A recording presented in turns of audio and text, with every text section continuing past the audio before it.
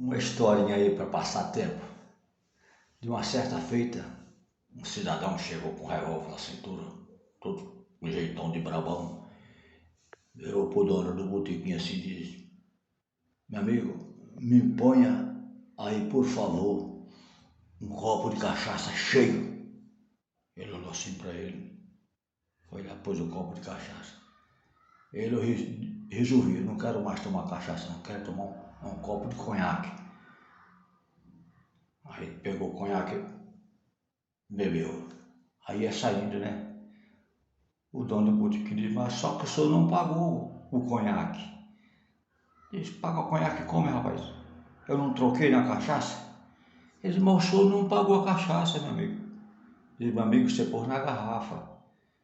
Aí o coitadinho do velho, se tremendo de medo, disse: rapaz, não tem jeito mesmo não. O mundo é do mais esperto.